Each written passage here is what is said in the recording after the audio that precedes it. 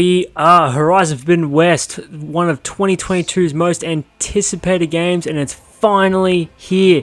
After such a long time since Horizon Zero Dawn's release in 2017, that's 5 long years we've been waiting to see what happens to our favorite redhead, Aloy.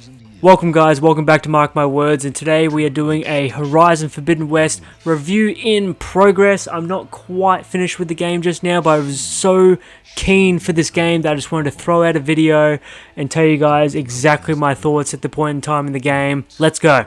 So, story. The story seems to be continuing from the acts of the first game, yet the world hasn't quite repaired itself. Straight away, if you have not played Horizon Zero Dawn, you're gonna struggle. You need to play the first game. There's so much context from that game that you won't understand what's going on. Get out there, play that, and then jump into the second. It is so worth your time. Now I've gotten that out of the way, the machines have once again started destroying the planet. This red haze seems to be showing on the planet as if it's sick or dying. So far with my last 14 hours of gameplay, I'm currently level 21, and I'm not unhappy with the current story that's going on. There was an incredibly slow introduction area, bringing everyone back up to speed with what's been going on and potentially adding for new players, basically on how the world works and how the focus works, and getting everyone back into it.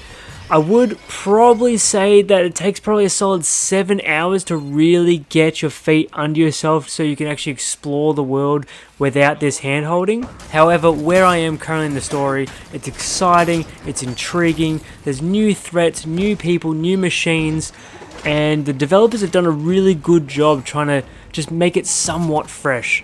And with that, we jump straight into the graphics. Graphically, I can't fault it this game. It is stunning. Landscapes and details of every machine, stunning.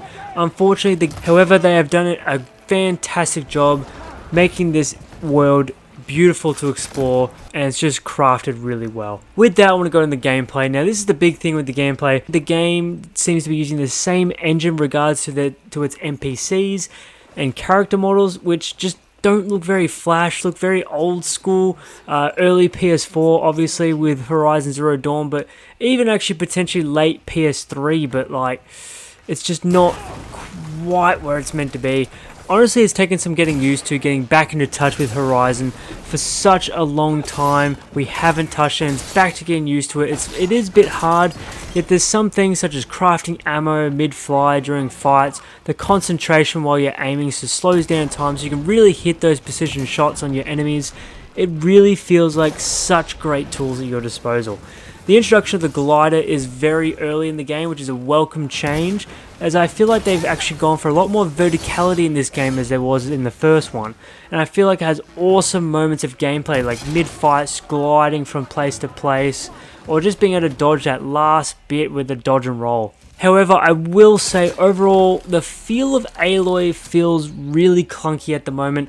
Climbing is a bit difficult. I've seen a lot of people have issues with this, and personally, I don't really understand why the circle button is jumping straight backwards. The amount of times I've gone to press circle to drop directly down and it shot me across the other side, too many times. But otherwise, Aloy often gets stuck on items on the ground and can make for really difficult and frustrating moments during combat that I feel like some of these things will get fixed during an early patch, but at the moment Aloy does feel a bit clunky with her movements. Speaking of issues, I actually have come across a fair amount. I feel like more than the average person from what I can see. I've had a lot of quality render issues. Mostly machines would be invisible apart from their armor, so I'd be able to see their armor plates I can knock off, but I wouldn't be able to see the actual machine itself. And at some moments I've had a person be completely invisible and I've had to just swing in the air until I've hit them to be able to end the battle sequence. You can see it on the screen now. It's just a bit confusing about what's going on. These issues are a bit fewer and far between, but it really pulls me out of enjoying the game sometimes. Some areas around the map can be quite frustrating as well. If you're like me and like going from section to section in the map and 100%ing as you go along, there's certain things that you do need that I assume you get from story progression that you have to then come back to because you don't have the correct tool. and that's very frustrating, especially when you're in the early section of the game that you can't access till you've done the later stuff in the game. That's just a personal gripe, but it's a little bit frustrating. I've also had things like these invisible walls that just come out of nowhere. Here I've had to reload my save. Very frustrating, but once again, few and far between.